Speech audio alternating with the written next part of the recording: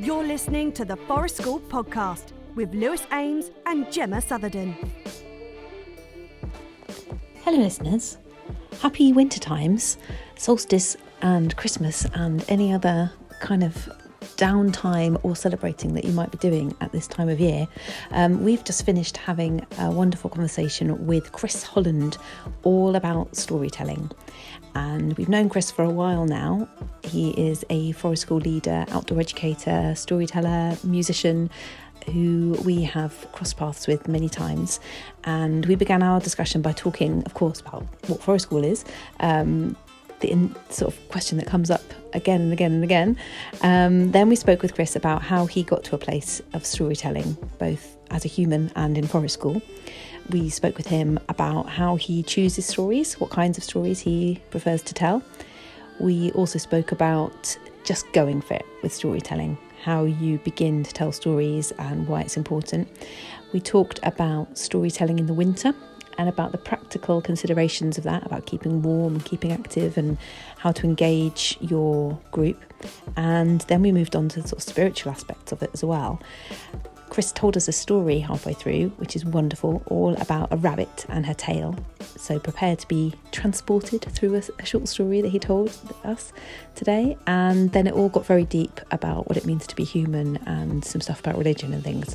So enjoy, strap in and have a wonderful winter break if you are getting some time to hunker down and recoup your energy.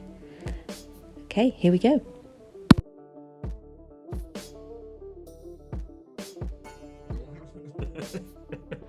I do have to say, Chris, there's a thing, so just to sort of let you in on how far your influence has gone.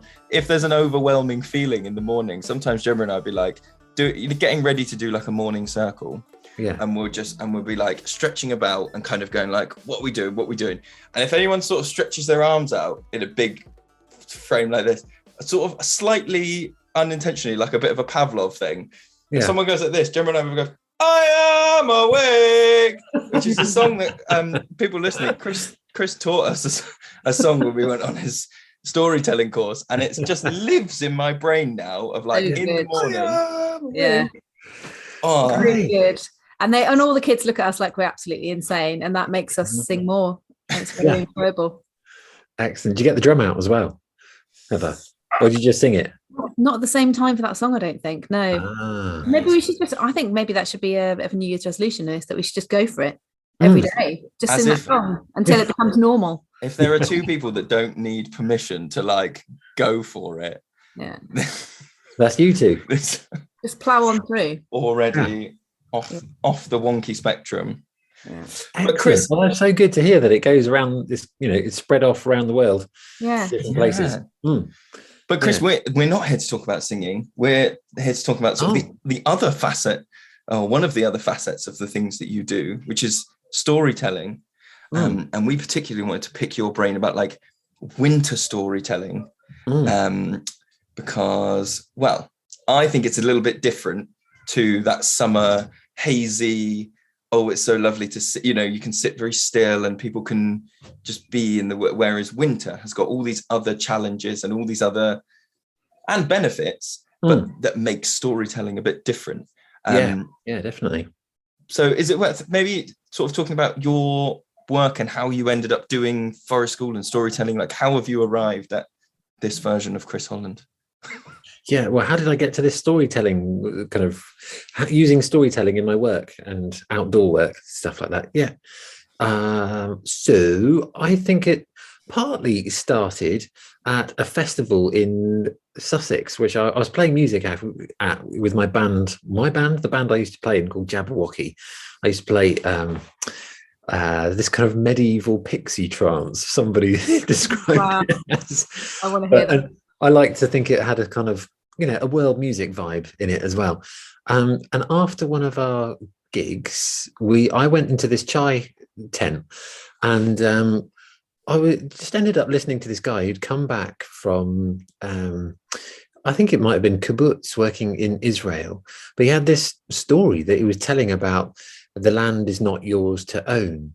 And I just listened to that story and I thought, bloody hell, this summarizes so much in terms of conflict between peoples, ways of handling conflict in a sort of humorous way, the deep thing that's set in humans about needing to own stuff, and we're part of the land. It's not like we own the land. And so I love that story as a way of delivering like a whole multiple messages in one go. And I thought, I want to be like him one day. And so after that, I'd sort of another thread or another route or another sort of branch into the wholeness of like Chris Holland as he is now is the didgeridoo playing. And so when I was doing didgeridoo workshops a few years after that, again, I bumped into an Aboriginal didgeridoo player who was in this country, and he said to me, well, you know how what happened the first time a didgeridoo was, or a yidaki was played, because one of the words for because didgeridoo isn't actually an Aboriginal word, it's an English word. And so he used the word yidaki, and he said, you know how yidakis came to be, or what happened the first time one was played? I was like, no, got no idea. So he told me this story about how when it was a log was first played by a creator spirit, the termites came out of the log and went up into the sky and became the Milky Way. I was like, oh, wicked. I just love this sense of wonder that came from that story. And having done environmental science and coming upon Joseph Cornell, he was into developing this heart connection with nature, and also knew the importance of wonder and kind of wonderment in education. And so storytelling is a really important part of helping create that sense of wonder and connection to the natural world. And it's from those two roots that I've brought in storytelling into my work as a forest school leader, and which becoming a forest school leader came like years later after I'd found out about storytelling and didgeridoo playing. I just realized I wanted to be some kind of outdoor educator. How do you sum up what a forest school leader does to other people? It's quite a difficult thing, isn't it? Oh yeah, somebody asked me about that today. I was talking to someone who was saying, like, oh, is this what you've always wanted to do then? Is this because it just seems like it is? I think because I've seen this as a parent of someone that comes to the woods, but our children are friends, and it's always going, sort of seeing them socially, not just in like a work role. And I think they were kind of going, oh, you are exactly the same person here and here. And so she was going, it seems like it's just you. And I was like, it is, but it's only here now. I was just saying to Gemma, I've just done so much reflecting of like, I think when I started forest school, I was down the like bushcraft didactic. I'm going to be one of those, which is fine. The world needs those. Yeah. And then if I look at it now, I think I'm approaching the wonky end. We've made a child-led community that is as egalitarian as we can make it, and all of those things. And I think that's one of the challenges, Gemma and I, we've talked about before, of like encapsulating what forest school is, because it's such a broad church. Yeah. And it's all valid. Yeah, really is. Gemma, what were you going to say? I was going to say that I was having this discussion yesterday as well. And I found myself saying, when I'm in the woods, I'm just me. And there happen to be some like smaller or younger humans that I'm there with, and I'm just me in the woods, and they're there too. And that in my previous career as a teacher, that wasn't the case. Like, I was a version of me, but it was a role that I stepped into and performed and did, and I really enjoyed doing it. And again, there's nothing wrong with that. Again, I think I genuinely think it helped a lot of children, and and it was enjoyable and it was really rewarding. But now this is completely different because I'm just being me in the woods. And I think it takes quite a long time to get used to that, especially if you are someone who's been through, if you're talking about education, I mean, if you're someone who's been through the school system and then you end up working in it, all of those kind of rhythms and patterns and expectations are so ingrained in you that I think then shifting to forest school, I'm sure people listening to this sort of it'll resonate with them in terms of that journey, you know. And I think it probably never ends, you know. If the three of us spoke in another 10 years, we'd probably have entirely different responses about what forest school is and what we see as our role as forest school leaders, right? It's going to evolve constantly. There is something there though, isn't there, about that idea of it being like teaching for a lot of us starting as a performance, as a role, and then it gradually moving into this like it's just it just is me, it's part of my whole thing. I don't know if you guys will, but that speaks to my storytelling journey massively. Like when I first started storytelling, Chris, but like you, I'd seen some storytelling done to groups of children, and like, you know, that difference between someone telling a story and someone being a storyteller. And I saw a good storyteller actually when I was at university, and I was like, I am 21 and you have me absolutely wrapped, and this is it. And so then when I tried to do that, it was like a performance role to begin with, and it needed like a cloak, and I need to like prepare this, and I need to and like I'm not all the way there now, because I still need my coat as a bit of a crutch, and I've got a stick that I enjoy, but it's definitely a lot more of a like, I just wear different clothes and I'm still telling a story as Lewis.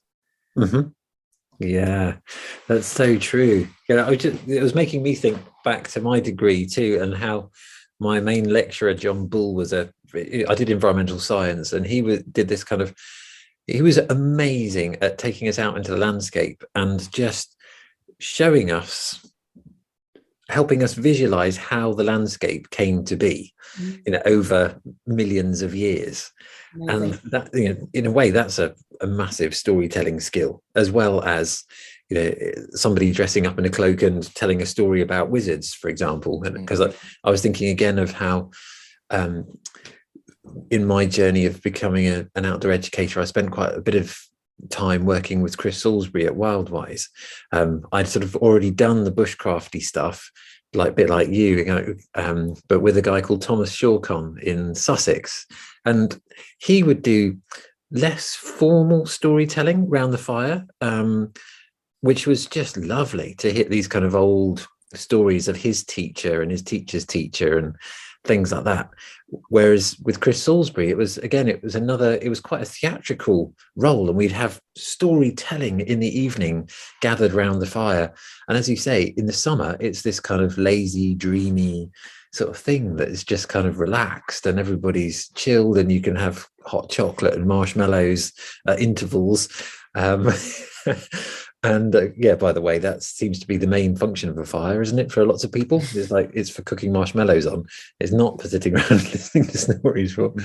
But yeah, the thing of the fire being a focal place often for where the stories come out, and there's being around that fire, there's loads of different ways of storytelling if you're a forest school leader, and I think everybody has their own different way of telling stories. And it's, as humans, we've been doing this for millions of years. Well, maybe not millions, but certainly hundreds of thousands of years, using storytelling to tell where larders are, to what the dangers are, to help us remember kind of different kinds of wisdom. And each person does that in a different way. And a bit like nowadays, there seems to be so much importance on a badge or some kind of piece of paper that says that you are a storyteller or you are an educator. Actually, storytelling is something that's just totally intrinsic in being a human. And I'm excited about the way in a forest school setting, people can just do their storytelling kind of in their own way, and it's quite a nice, gentle place to become a storyteller. If you've got, not the balls, that's the wrong word, but just if you can step over that threshold of your fear into sort of putting on your storyteller's cloak or your jacket or holding your stick or whatever it is that helps you become a storyteller, then it's a great place to try it out, I think. Yeah, I love that thing you're saying about stepping over a threshold. And I was thinking about exactly the same thing, and you describing the fire. And I was thinking about kind of overnight weekend camp that we had for our trainee forest school leaders in our woods, and it was really dark and the fire was on, and it sort of conversation sort of ebbed away. And I think Lewis and I both told a story, and then we said, who else wants to just tell a story? And you could just feel everyone like tense up and go, oh my God. And then a couple of people did. And the thing is, everybody has got something worth telling, even if it's just a memory or something that happened to them when they were young, you know, or something they've heard secondhand or whatever. And it is just like taking that step forward and going, actually, it doesn't matter. And it's so easy actually to enchant people, because it's so rare these days that you're told a story live with a human in the same space as you, that you know, and I think that's kind of almost why podcasts have become such a success, because you can just kind of plug in and have somebody talk at you, whether it's fiction or non-fiction. It's such a lovely, peaceful and engaging state of mind to be in, and I think we really miss that with the kind of hecticness of life. So yeah, it's one of those things, you just got to do it, and people will love it. Even if you think it's rubbish, they'll still be like, you know, even if you mess up, you can. And I think Lewis and I, we've spoken about that, haven't we, where you said the other day, like, if you're telling a story and then you miss out some key part of information that you need for a callback later on, and Lewis was saying, oh no, you know, I forgot to mention the thing. And even if you do that and you break the fourth wall, you go, oh, hang on a minute, I forgot to mention that actually earlier he saw a cat and the cat came back, and you know, and people just laugh and they love it, and no one goes, oh my God, I can't believe you mucked that up, you know? Yeah. Oh God, what a rubbish story. They just go with it, and it's cool, and it's almost like nice because they realize you are human and it isn't some rehearsed polished performance that they need to be kind of scared of or in awe of. You're just you telling a story, and that's a gift, isn't it, to them? Yeah, it is.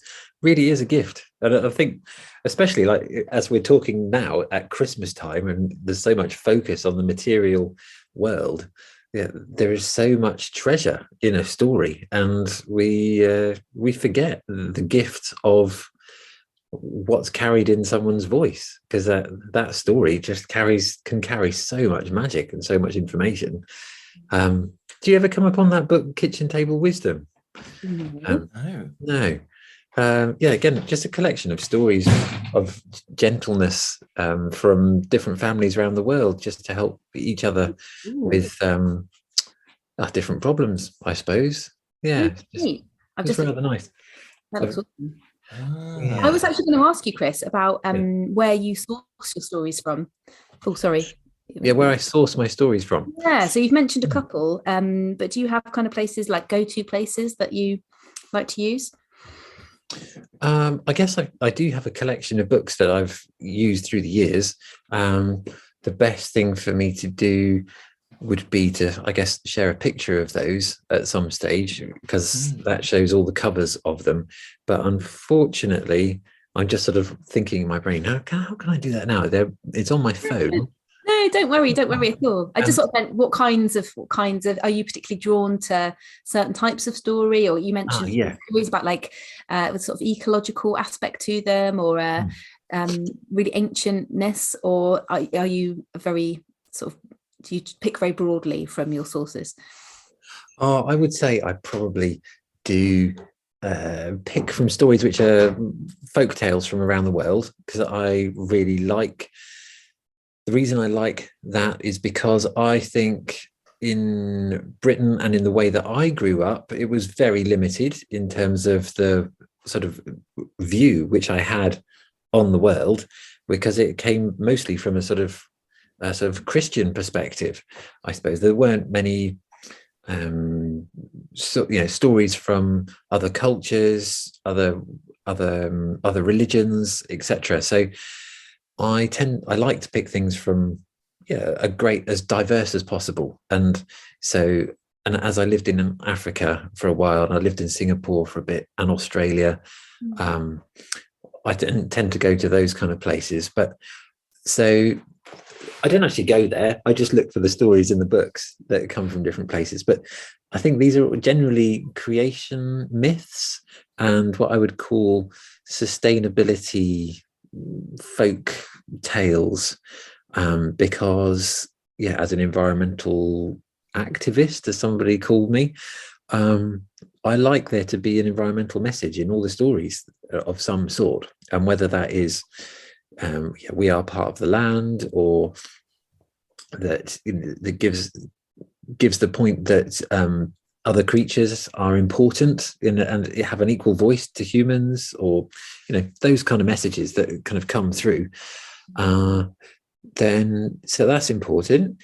I also find stories that are often, for me, related to a musical instrument. So because I use music a lot as the threshold into a story, then I quite like having instruments that relate to the story. So like one of the stories that I tell, which is Gecko and the Fireflies, which I think came from a book of Earth Care Tales by Margaret Reed MacDonald, he's an excellent storyteller in America. The way that she writes books and writes out the stories makes them really easy to retell. And so that story always goes with a sort of a jaw harp that comes from, I think it comes from Vietnam, but the story comes from Vietnam or Indonesia or somewhere around there. So yeah, I guess there has to be this kind of combination in a way between the music and the storytelling. It just helps, one helps carry the other, if that makes sense. I would love to be more of a person that shares stories which I think are equally important about modern like heroes, I suppose, and role models is within the environmental movement, or so just young warriors, to be able to tell those kind of stories that involve people like that and what they've done. And so that's on my wish list, I suppose. I would like to be able to find a way to tell those kind of stories to people in my forest school settings, or the family camps that I run, just to give people the it's like a guiding light, isn't it, to have something like that for people to move towards, or at least be inspired by, because I think we really need those kind of stories as well as the old ones. I think there's something in there about like I think similar to you, I'm drawn to like the oldest stories I can find. The older it is, the more intriguing I find it. But also I think partly for me that comes with like there's less ownership of it. So when it's like a book that was published 20 years ago, someone might have a really distinct memory of like, these are it was written with these particular like cadence or with these. Whereas if it's so old, I'm like, do you know what? This is Hercules, right? If I change a bit, I've changed a bit, fine. But also they're kind of impressionist in terms of their message. They're not like on the nose, this is a story about you and your life. It's like broad strokes, heroes, monsters, and then that can, I think, be one of the challenges because similarly, looking at like modern day stuff or things closer to now, it's much harder to tell the story of like, I don't know, Dave and the legislation and the petition that got through, gov.org isn't as good as like, hey, there was a fucking thing with 5 heads and he went and chopped them all off. So like maybe it's about getting our impressionist brushes out and going, okay, how can we take something modern and like impressionize it? Maybe you tell one and then immediately the other without any comment. What about that? What about you tell the story about the Hydra and then you just pause a bit and then you start talking about, I don't know. A good idea. I was thinking without comment, and then just listen to the conversation that happens afterwards, where everyone goes, "What? Oh my god, that's kind of like, do you know what I mean?" Maybe there wouldn't be any. Maybe there wouldn't be any link. But it might be like, oh, can we have another story, please? I think that is one of the summer things, though, is like particularly being able to tell 2 stories back to back is a summer thing. depending on how long they are, but also that like sit and discuss thing. So I don't know how you find this, Chris, but for me, as soon as a story finishes in the winter, I almost immediately go, right, you've been sat still too long. Let's go. Come on, let's move. Like there's that element to it, rather than like in the summer, you can kind of let things like steep. You can just sort of finish it and go, Yeah, that's so very like, true. whether we need different stories or like that's, I'm not a huge fan of them, but they're particularly good in like early years of like action stories. Yeah. You know, like where you go, oh, and they were climbing the rigging, and you can get, particularly in the winter, you can get children who normally would turn their nose up. I'm a bit too cool for this. This is not my jam. Just through the will of like, you need to keep moving. We're gonna like, or we do very occasionally when it's really cold, we do stories on the run. Yeah. So run to a spot, tell a minute, 2 minutes, and then link the whatever transition we're doing is also the transition in the story, and go, we're running over here, and just like it's the other end of that spectrum to like sit and mellow and let me hear the story of you. Just go a bit like, I've had too much caffeine. Fucking run with me. We're all going to be Icarus now and jump off the hill. Oh, that is good. Icarus, all the children flapping their wings up the hill as Icarus. And then when you get to the top and they go, and then he fell, and they all go, yes, and roll back down the hill. Back down again. But then they look at me a bit confused when I go, and he drowned. And they go, that's no, but that's not. I go, yeah, he's dead. He's dead. End of the story. End of the story, yeah. Do you have anything that you find works in the winter for that like warmth thing? So obviously we want to be near a fire is one way, but do you have anything else? I tend to do a lot less storytelling in the winter. Oops. But I've just done a whole 2 weeks of storytelling in my local school, of sort of Christmas wintry tales, and so that was done in a sort of an hour slots, and thankfully it wasn't too cold. But what I was doing in between each story was getting up, doing a little bit of movement, sitting back down again, and getting as much participation as possible within the stories as well. And I remember when we were talking about this possible podcast talk, it's like, what do you do in the winter to be able to keep people's attention and things? And I find just keeping the wind out is quite an important thing. If it's a really windy day, you get cold so quickly. And if it is really windy, people are a bit mad, and or children can go a bit mad. Yeah. So I tend, just forget it on windy days. But I was just thinking of a particular story. Can I tell you a short story? Yeah, please. Which we quite like. And this is a story that comes from Duncan Williamson. He was a storyteller up in Scotland. He was a traveller and kept loads of stories. And this was the Rabbit's Tale. Have you heard that one? No. So here we go. We'll have to just join in and get everybody to join in with a drumming thing, or they can do it with their feet on the ground. So it goes hoppity hoppity hop. Can you do that? Hoppity hoppity hop. You don't have to do it on your chest. You can do it on your knees, whatever it is. I'll teach the whole thing to you because I'm sure you'll get it. It goes hoppity hoppity hop, hoppity hoppity hop, hoppity hoppity hoppity hoppity hoppity hoppity hop. You got that? Yeah. Yep. You ready? Let's do it together. Hop. That's going to be a nightmare to edit, Chris. So I really appreciate we tried. still doing that at different speeds. Yeah. With Zoom, you can almost do it, but you can't, can you? Yeah. Anyway, so I'll just tell the story, and then people will know that on that bit you can get people to join in. Yeah. So here we go. One day, Rabbit was out looking for her friends, and she hopped up to her friends who were all having a chat.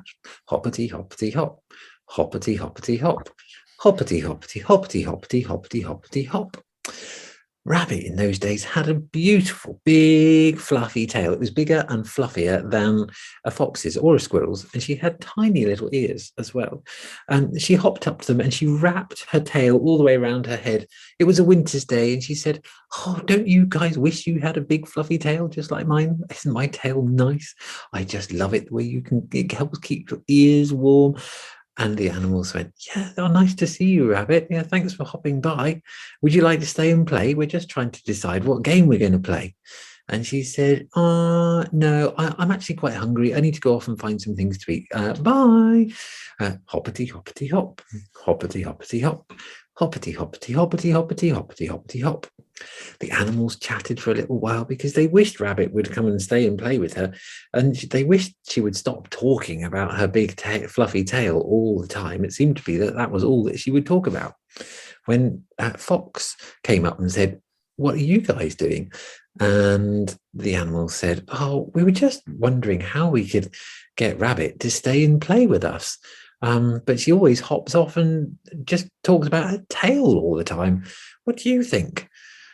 And the fox said, "Yeah, there's a few things I'd like to do with Rabbit if I could get hold of her," licking his lips.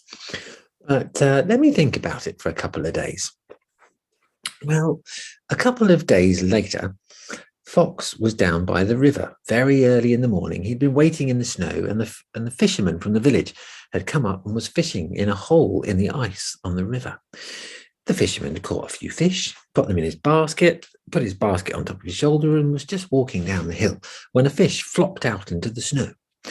And the fox thought, fantastic, that's breakfast. And when the person had walked down the hill, the fox went over and looked at the fish and thought, right, which bit am I going to bite into? And at this point, I usually ask the audience which bit they would bite into first. Would you kind of lick out the eye and crunch off the head, or would you bite into the middle, or would you kind of nibble on the tail? And of course, everybody's got different opinions.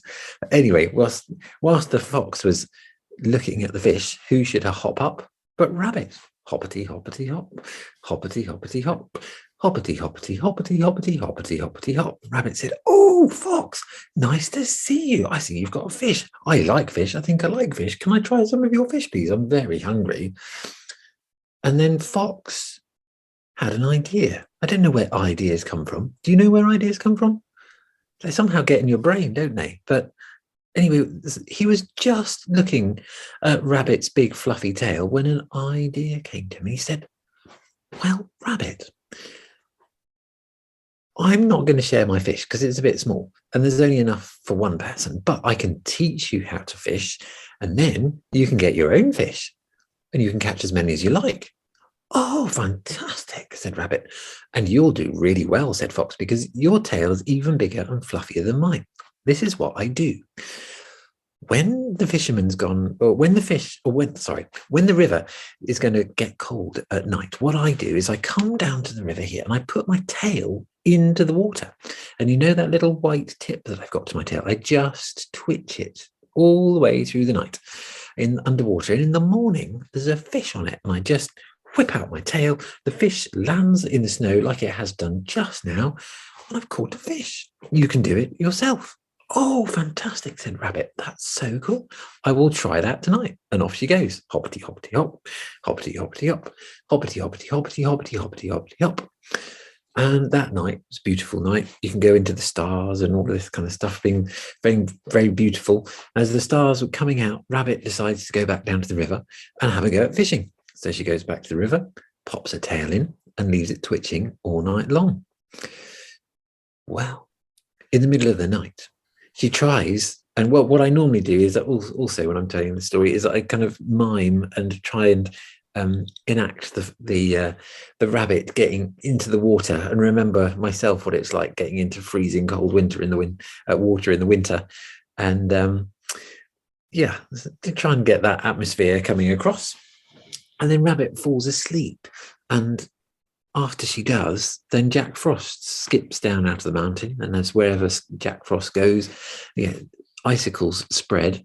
And of course, as Jack Frost goes down past Rabbit, the water freezes completely, and off he goes down to the village.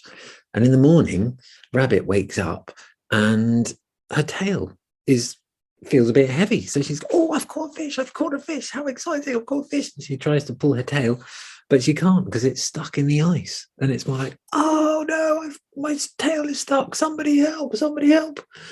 And the heron walks up the river and says, hey, Rabbit, what's up with you? And Rabbit says, oh, my tail's stuck in the ice, but I've caught a fish. I'll share it with you. And can you help pull me out of the ice? So the heron comes up and says, hey, I don't know where to hold you, but I'll grab you by your ears. Hang on. So he puts his beak on the ears and he pulls, and there's this kind of sound as the little stubby little ears stretch. Keeps on pulling until eventually, with a snap, the two of them tumble into the snow. And Rabbit said, oh, fantastic. Where's the fish? Where's the fish? Oh, no, where's my tail? My tail's vanished. Because all that was left was a stumpy little tail. So she goes over to look into the river, and there she can see her tail under the water with no fish and big, long, floppy ears. And with that, she felt so embarrassed that she hopped off. Hoppity, hoppity, hop. Hoppity, hoppity, hop. Hoppity, hoppity, hoppity, hoppity, hoppity, hoppity, hop.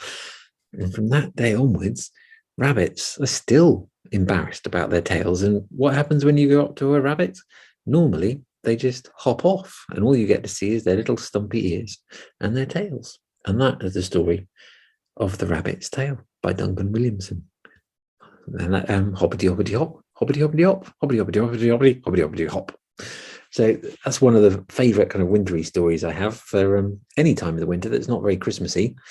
But that's amazing. And it's quite active as well. You can jump, you can go off and do rabbit hopping very shortly afterwards, all kinds of stuff. Yeah. What did you get from it as a story? Because different parts of stories mean different things to different people, don't they? Yes, they do. I like stories about how, I guess you can call it a kind of creation myth, can't you, with those kind of stories about like how, like all those Rudyard Kipling ones about how something became a certain way. And I love the inventiveness of it and the kind of wonder in terms of, maybe that is what happened. But if that wasn't what happened, then what did happen? Like, how did the animal end up like that? So I think it makes you question what you would take for granted in that way about characteristics of things, for sure. Oh, I was thinking the same, similar thoughts, but in like another way, because I think there's something about, we were talking about like old stories being like wisdom that's like passed on, and so there being something innate and primal about like being aware of like physical difference, and like this being a thing of like when you see other people, if you stripped society out of it, you look at certain things or people respond in certain ways to like, however a human looks, and like your brain is in some way like scanning for abnormalities like, is this person carrying a disease? Should I mate with them? Should I do these things? And like a lot of the like how the something got the something stories, they've got this air of like someone's physical characteristics are like an output of their past in like discretions, like the elephant that gets like beaten so hard that its nose comes out, or like it sort of in some ways can reinforce this idea that like someone's physical characteristics are a result of their they're like, that's their story. There must be a reason that person has a nose like this, or there must be a reason that, do you know what I mean? It's like interesting thought. That's so true. But then it could be, you could look at it the other way, couldn't you, and go like, oh, they're not like that because they've had this story happen and whatever else. It was it did make me laugh, Chris, when you did the heron's voice. Have you listened to any of the recordings, the audiobooks of like Stephen Fry's done Mythos and Heroes and all the ancient Greek ones? I haven't listened to his stories. No, they are incredible because it's the full like Greek myth collection, and everyone in them is from the British Isles. So like King Euripides is from Belfast, and Hercules is Scouse, and like they're clearly, those are the accents Stephen Fry can do, and he just went like, that's what I'm doing. I'm not doing Greek accents because not doing that. Yeah. Cool. But yeah. Good recommendation. I should have a listen. Oh, definitely. Mm. It's also nice as well to hear, as you kind of mentioned, that is not a Christmassy story.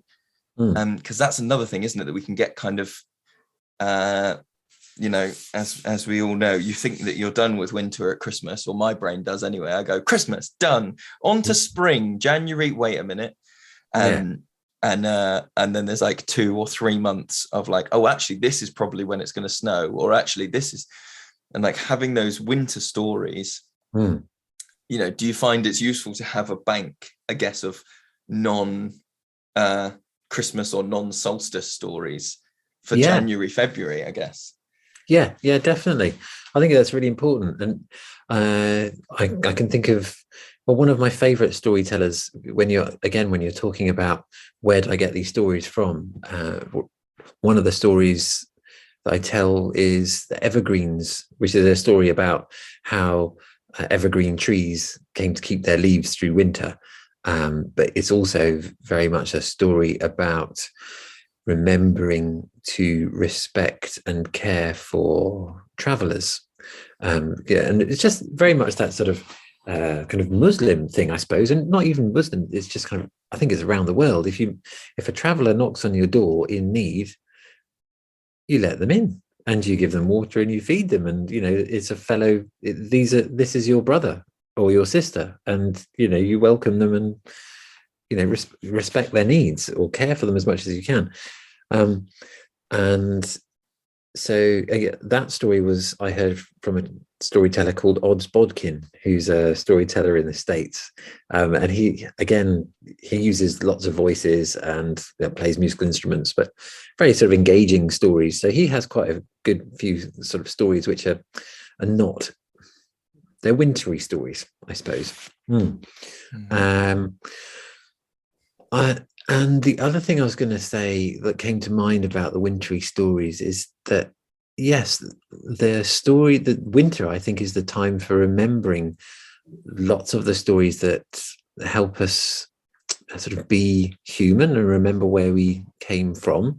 Because, yes, the Christian myth is one, or Christian story is one, but there are loads of other stories too. And there's a story I like, which is based on winter. I call it Grandfather Rock. I'm just trying to remember which nation of people it came from in North America. And I can't right now, it's really embarrassing, but it should be in my brain.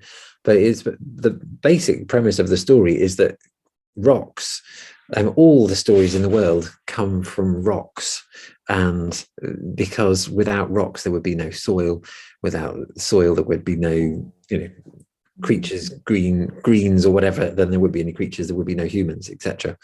And I really love that story because it's set in winter, and it's about a young character who goes out and discovers Grandfather Rock, and Grandfather Rock tells this person a story a day, and each day the person goes back to the tribe and into their longhouse and tells them a story at night, and they remember or they see the magic in stories, and how when you're listening to a story, you're not necessarily in your body all the time. You kind of might forget your aches and pains.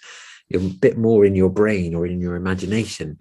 And that imagination, if it is connected to the natural world, it does that sort of quantum physics thing of taking you way out of your body into a place of imagination, which can stretch across the universe.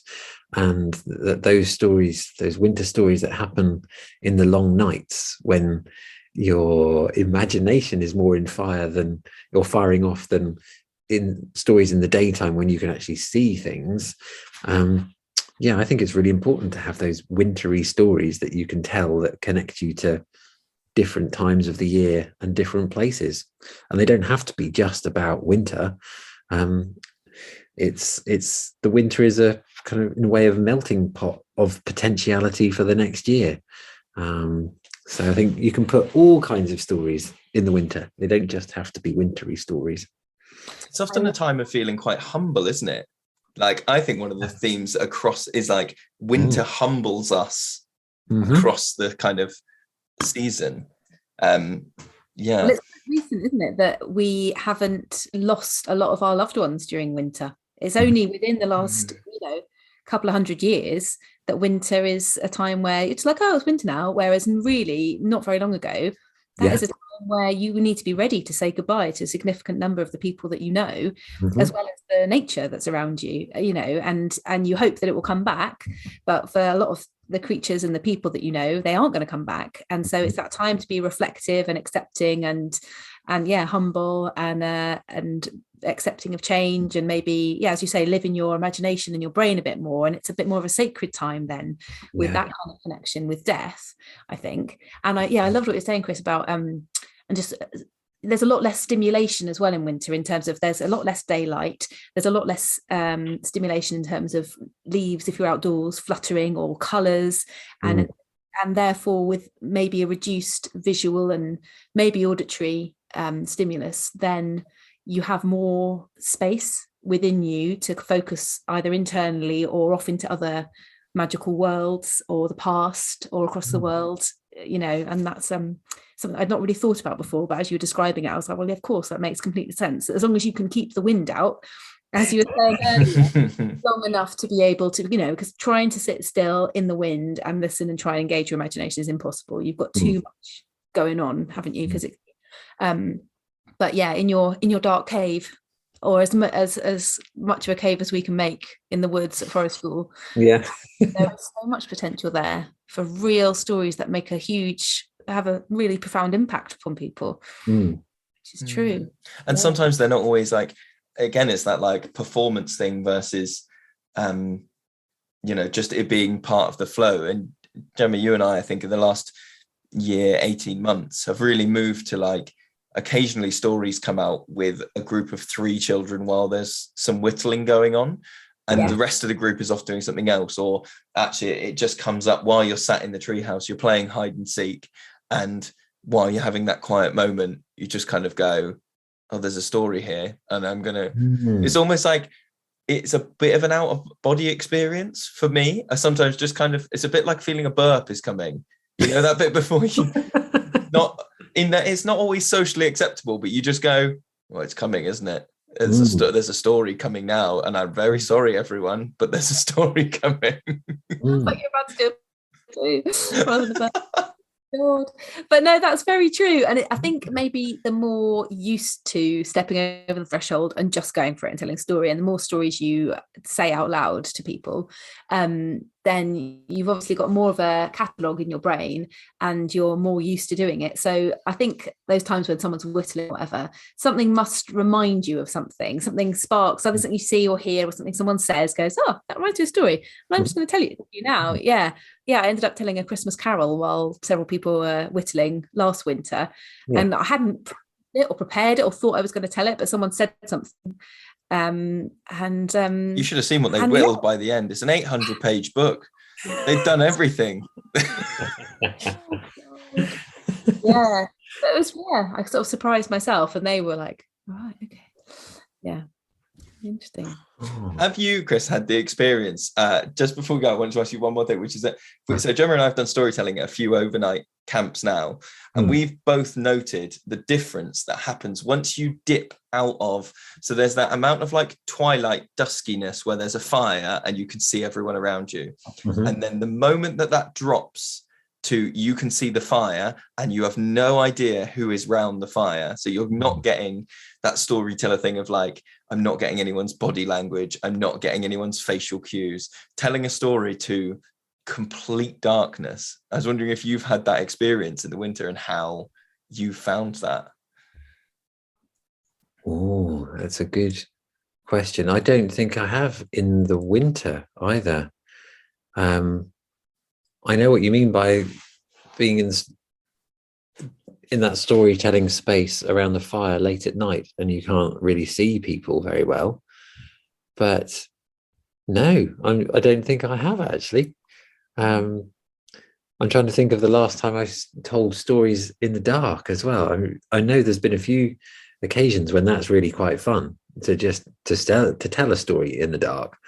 But I think it's what it has reminded me of was those times, kind of early 20s, I suppose, where I would sometimes go up into Dartmoor with a friend of mine, and we would sit around the fire, but it would be really late, and it was always really small fires, because I was never into big fires up on Dartmoor, because I don't want to use loads of wood.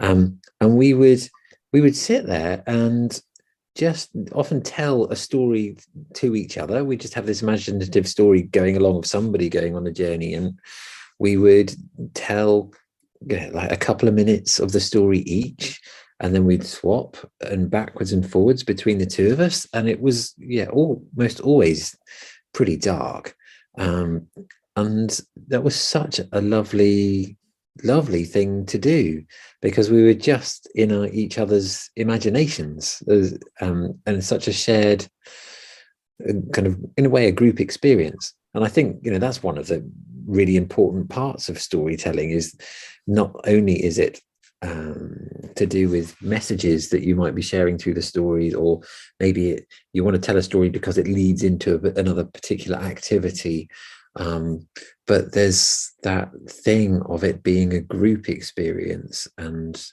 that I don't know actually what it does in people's brains, but I guess it must form similar connections, similar synaptic, I don't know what the neuroscience is, but that's a really important part of storytelling, isn't it? The sort of creating the shared experience. Something's just clicked in my head. Something's just clicked, and I've realized that all of the bad storytellers, all of the like storytellers I've seen that haven't connected with me, it's been a like manipulative story.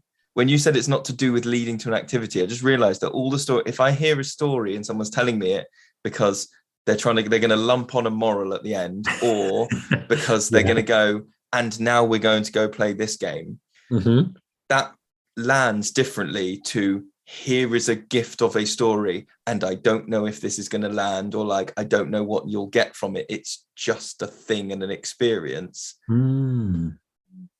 And that's it's just not loaded, is it? It's just, as you say, it's an open-hearted gift in the moment, compared to as like a manipulative story. There's the dark side of of storytelling, isn't it? It's like, but that is, I mean, we started with, how do you define what forest school is? And I don't think there's a better definition of what I think forest school is than, here is a thing, I'm not sure what you're going to do with it, but I have, I've got some ideas of where you might take it, but, and that's kind of the seed of forest school, I think.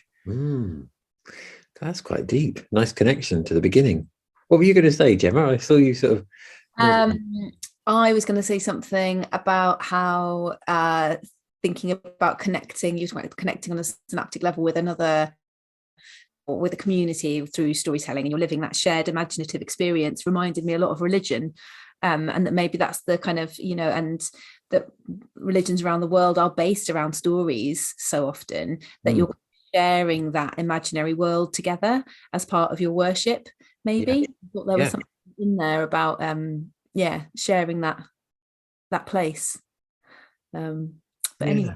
It's like it's a shared experience, isn't it? In the same way that going on a walk together is a shared experience, or actually it's like a distilled version of actually having gone on an adventure with everyone in your congregation, mosque, whatever it is, to go through a story together is a similar thing of like, oh, we've all got this in our shared knowledge and our shared culture.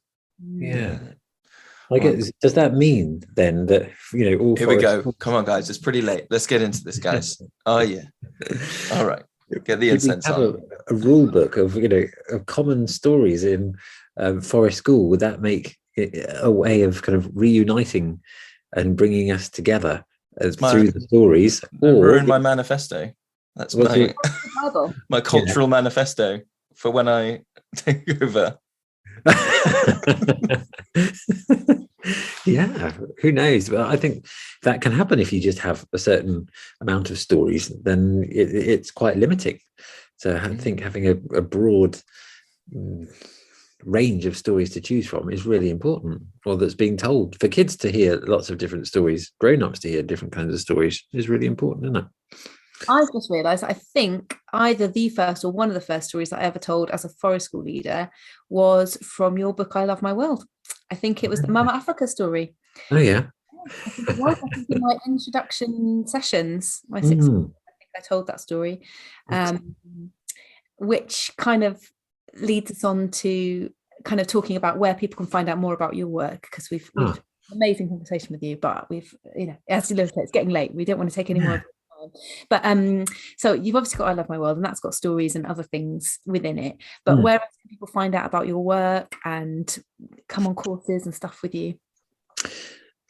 The best place to look for my resources and some of my courses, including the Storyteller's Playbook, is at natureconnection.co.uk. The Storyteller's Playbook is designed as an introductory storytelling course to help people find their storyteller's voice. Yes, it does come from me, so it's got my way of sort of doing storytelling, which is just one of the ways of doing storytelling, but it is aimed at people like teachers and forest school leaders and outdoor educators who want to engage people in stories that relate to the natural world. And yeah, so I guess there's that. There's Facebook is a place where I tend to put stories and resources and things. I think it's called Chris Holland's Storytelling and Nature Connection. I can't, very long. It's really long. It's just anyway. But if you look at it, is at Nature Connection. That's it. Looking for it is the at Nature Connection on Facebook. But that's quite a good group or page to look at anyway for resources and things that I share on there.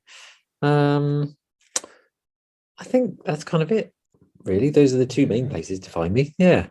No, that's great. Link on the podcast notes as well to those. Oh yeah, I'm putting stuff more on YouTube now. I haven't really been bothered, but now that I've got a slightly faster computer, I'm joining everybody in the main world of having things that can convert to video quickly. Then I'm going to put more up on YouTube too. So I think that's great. It's exciting. I really enjoy your stories that you upload. I think it probably was on Facebook. I saw one recently that you did about the two monks traveling and helping the young woman. Yeah, I really loved that. It was so short and easy to digest. So profound and so good. I loved it. Yeah. Oh.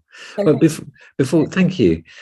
Before we go, I'd love to hear, in terms of where are you guys at in your next steps in your storytelling journey? Where would you like to go?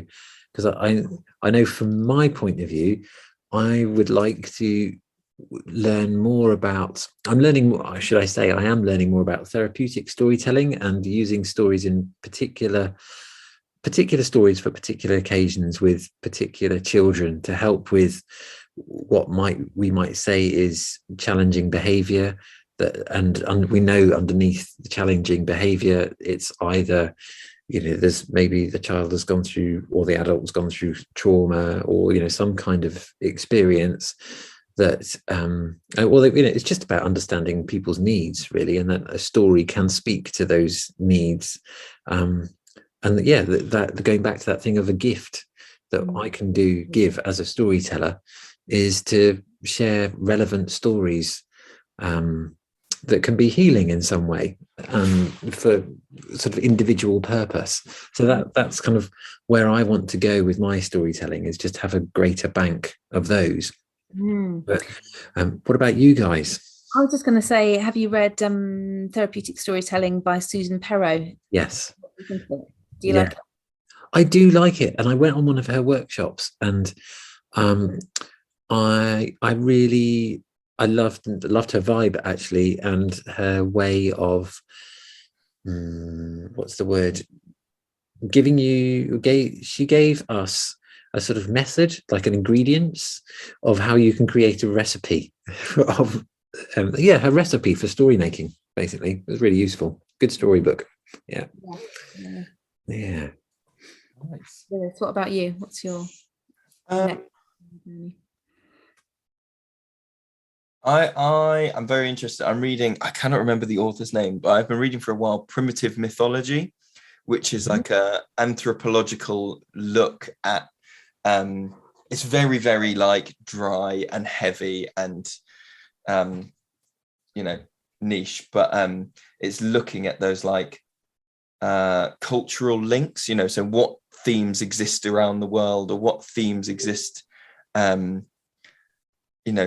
just finding really common stuff. And that I find really interesting to be able, because then I think I would, like you were saying about recipes, I'd be able to sort of see where the recipes are in those ancient stories that might seem, because sometimes Gemma and I talk about bringing stories from other cultures and going, there's this cultural thing in China about crows and we don't get it here. So there's a whole bit of the story that's not quite landing, or, so like peeling stuff like that back and going, oh, what can I find that just lands with everyone?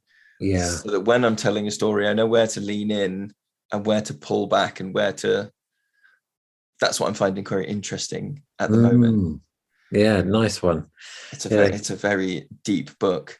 It's talking about it's immense. It's talking about all of the all religions that basically get cleansed with water, and that coming from like when you're born and the waters break, and that our first experiences are coming out of water and being slightly breathless, and so culturally that exists. And then all of the like water gods are mostly female around the world, and so it then anyway. I could I get sucked into it. But that's great. Thank you so much for your time this evening.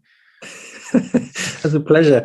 That was just such a juicy, oh my God, we just talked loads more about just that, couldn't we? But anyway, there we go. We're going to have to stop somewhere. Another time. It's always a joy when we get to see you and get to chat.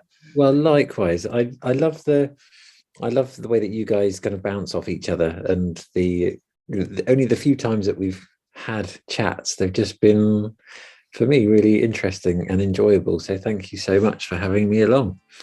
Oh, thank you. And we'll see you again, hopefully not too long. Yeah, I hope so. Yeah. Right. Stay well and enjoy telling stories, and have a lovely Christmassy New Year time.